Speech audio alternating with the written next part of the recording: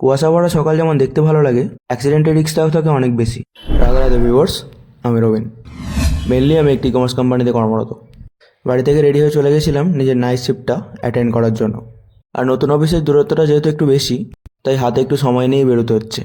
তো office enter করার পর প্রথমে ফ্লোরের আশপাশটা একটু ভালো করে ঘুরতে থাকি এবং এটা নিয়ে ভাবি যে সারাটা রাত কী কী করা যেতে পারে। দুঃখের ব্যাপার হচ্ছে এটাই যে আলাদা করে করার কিছুই থাকে না। নিজের প্রত্যেক দিনে যেসব অ্যালোকেটেড কাজকর্মগুলো থাকে সেগুলি আমাকে প্রথমে শেষ করতে হয়। আর সময়টা ছিল একটু মধ্যরাত, ঘড়ির কাঁটায় তখন বাজে প্রায় 2টো। অফিসের বাইরেতে একটু ঘুরতে এসে দেখি যে পুরো জায়গাটাই পুরো কুয়াশায় ভরে গেছে। এক প্রান্ত থেকে অন্য প্রান্ত ভালো করে দেখাও যাচ্ছে না।